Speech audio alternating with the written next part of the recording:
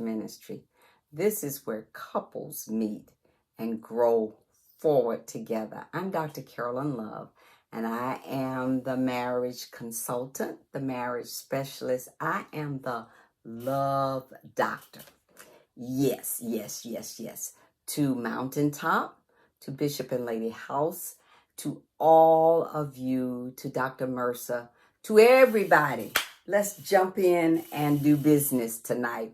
It is my plan, my goal, and my ultimate desire that we move from basic living to a healthy, loving, blissful environment. Are we ready? Let's go, let's go, let's go, let's go. Let's make it happen. Marriage and money.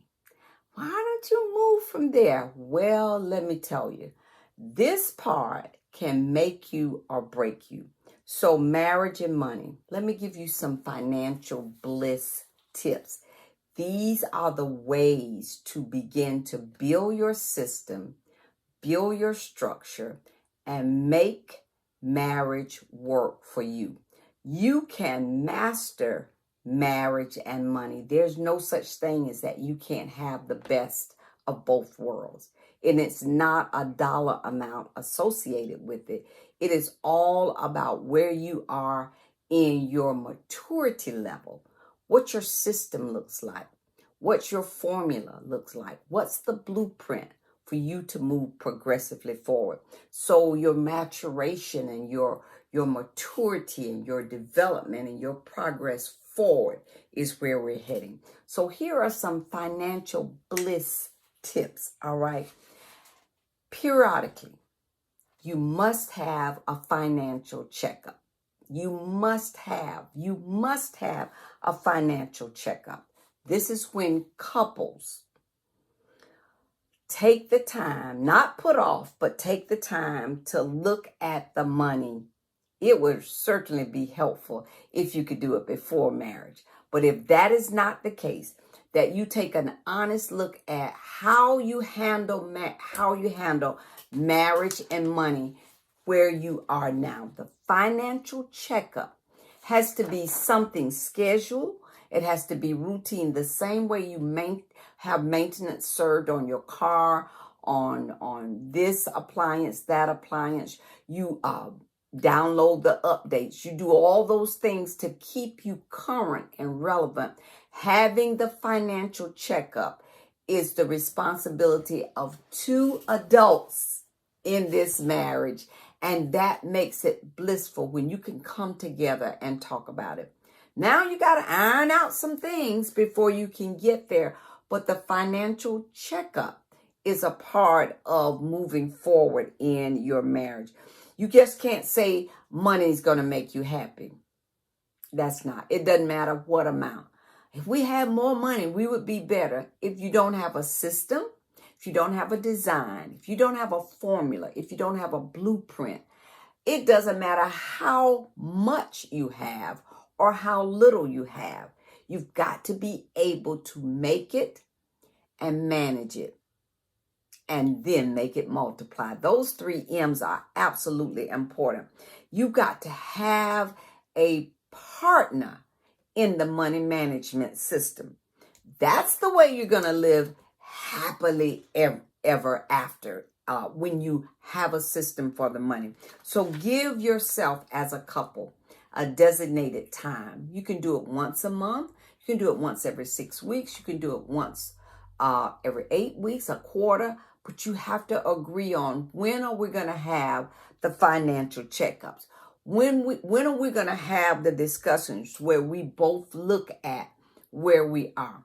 For one to know everything and the other one is left in the dark, that is not a financial checkup.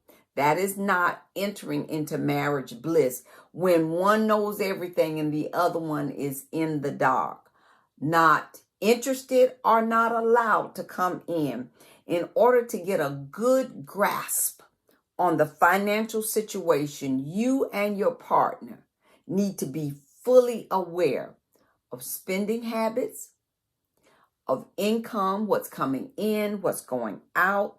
Know your financial picture. Know You should be able to give a snapshot at any given time as to where you are financially. How are you going to plan for 90 days, 60 days, 9 months, a year, 2 years? Where are you going to be financially 3 years from now? Without a financial checkup, a financial picture of where you are, things can get out of hand. And when only one partner participates, or you have yours and I have mine, and we don't have a system to be together, we are in trouble.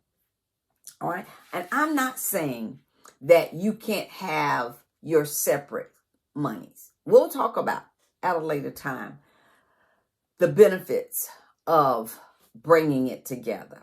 And then we'll look at the obstacles from keeping it together. All right. So, but right now we're going to talk about how to have some financial bliss. All right.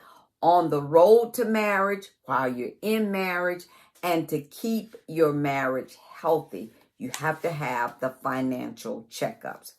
You have to understand your partner's debts. Some things he or she came into the marriage with. Some things were established before you. But what now is our plan to move forward? And even if it was established before me, I'm obligated to help out. What's the plan to eradicate this? Do we work on this first? How are we going to do this? I just want to know. There's nothing wrong with having a plan to help understand your partner's debt. And in some states, 9 states in the United States, when you marry your spouse, whatever debts your spouse had prior to the I do become yours. And you are totally obligated for the debt of the person you married. So you need to know your laws. You need to know your state. You need to know where that is and how that affects you. And then we cannot spend everything. You cannot spend everything. Live up to the penny. Live beyond the penny. And if something comes up, how are you going to do it? And I say to couples prior to marriage, especially when I get to work with them prior to in the premarital process, that you have to save for the wedding. You cannot spend everything on an impressive wedding and you have no finances to live the marriage with. The folk who attended the wedding and you impressed and they ooh and ah and oh my goodness, they're gone home. Now the two of you got to come together as one and live together. So you have to create a budget that both of you can live with. When it's premarital or wherever you are right now in the marriage, create a budget. I can't say that enough. Create a budget. Get all of the bills. All of the bills. Do you realize it takes some couples months to bring all of the bills to the table? It should not be, but that's something I run across on the regular. And it's not about how much they make. I work with high elite level couples, and then I work with beginning couples, and I work with just regular everyday people. You got to bring it to the table. You got to bring it to the table. Get all the bills. Bring all the paperwork. All of those things must come to the table so you can calculate how much you owe, how much has to go out each month, bi-weekly. If you're combining incomes, if you're combining debts, what's actually left after the bills are paid, you won't know if you don't bring it to the table. And it's also helpful at that point that you set spending limits. Set spending limits.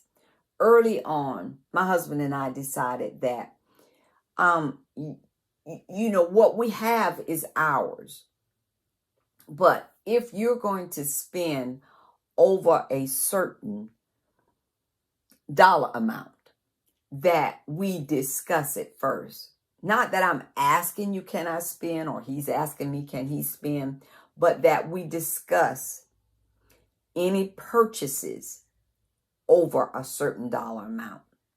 My husband loves his Ford 150 truck, and he's had multiple trucks during the years that we've been married. And but you don't just go buy a truck. I don't just go buy a car. Now, I might buy a Mercedes shirt, but I don't go in and change my car without discussing it with him. We have limits. We don't spend on our extended family without discussing that. We have a limit amount. In your household, it may be $50, it may be $500, it may be $1,000, it may be $3,000, it may be $10,000. It's based on what the two of you agree with. Yeah, I'll go buy me a Mercedes shirt or Mercedes hat. I love wearing my Mercedes wear when I drive my car. That's my go-off car. But my regular car is my Toyota. That's what I hit the streets with, and I do what I need to do. So, we have a process. Yes, you want to live well, you want to do well, you want to experience some things in life. We love to travel, but our vacations are planned and budgeted. We don't just go overseas. We don't just fly here for dinner or go here for a week or two. And then we spend all the bill money and then we're behind.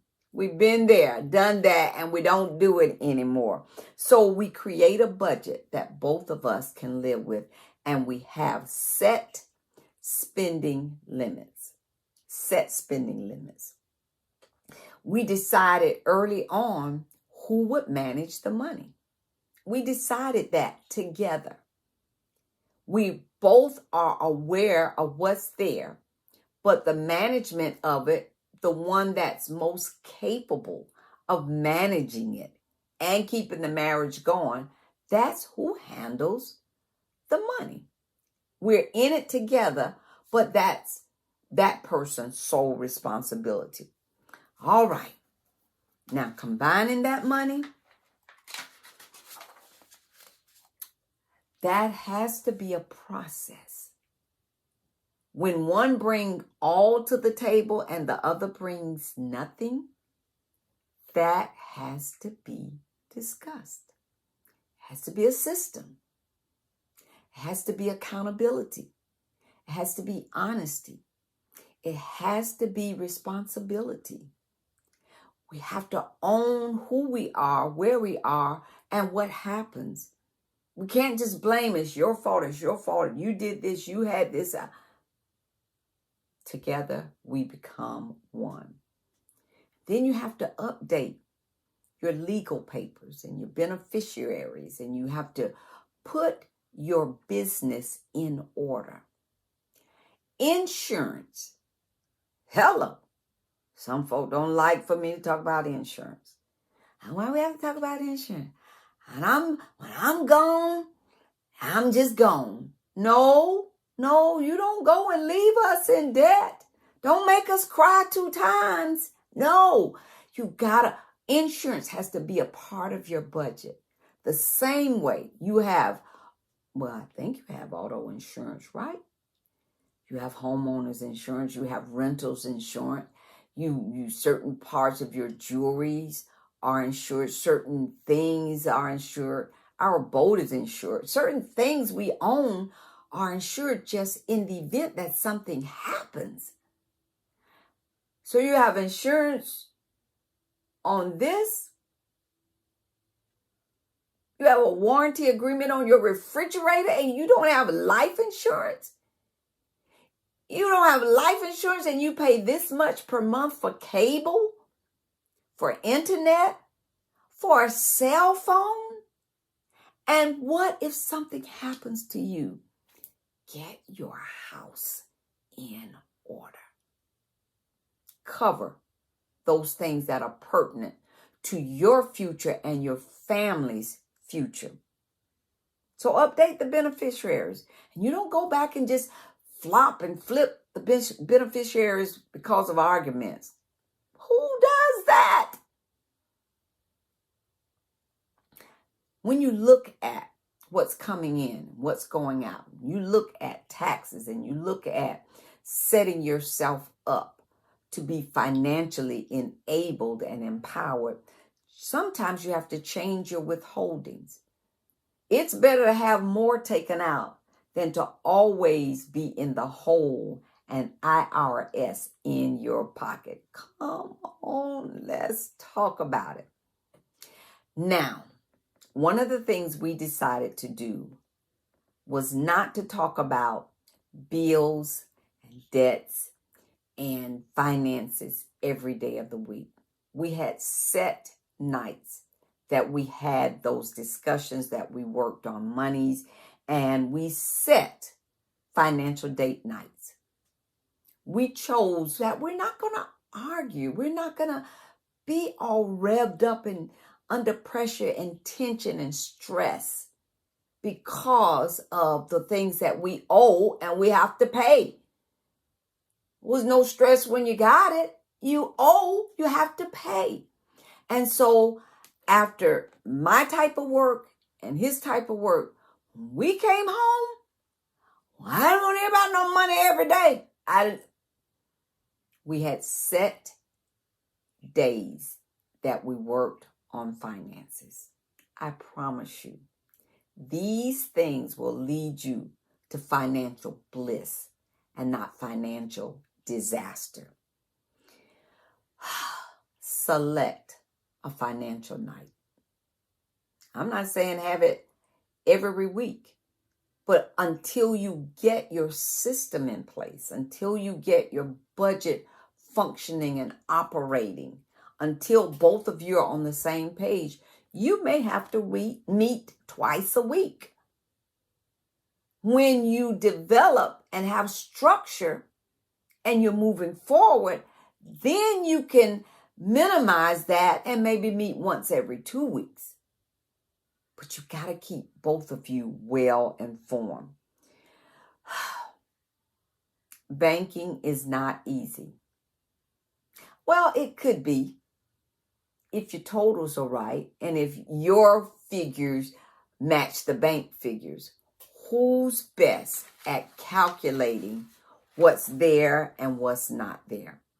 I hope for much more favorable days with you, your spouse, and your money. The communication part, the handling of the finances, and all of the integral parts that make it work. Somewhere in your financial future, things are looking much better than they're looking right now. But you've got to be open and honest enough to say, let's talk. Let's go to work. Let's build a financial structure for our household. So you've got one view of finances and I've got another. What you've got to do, what you've got to do is bring it to the table. Come to a happy medium as to how you're going to work through this part so that you can begin to experience financial bliss. You can have it all. You can have it all when you learn to master money and marriage. They make a winning combo. And you're talking about happiness and fulfillment and peace. Work on it together. I'm Dr. Love. I am the marriage doctor. I am thrilled to work with you in the area of marriage ministry. It takes all of these bits and pieces to make it work and to have smooth sailing ahead. It's not easy, but it's certainly going to be worth it. If you need help with this, if you're struggling, if it's just one of you, I'll work with the one or I'll work with the both of you. It's never too late to get on track and to make life easier. No more basic living arrangements. It's all about a healthy and loving environment for the both of you. Both of you are in this.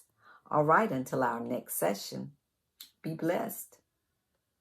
Make it work. Master marriage and money. All right, we'll talk real soon. Bye-bye.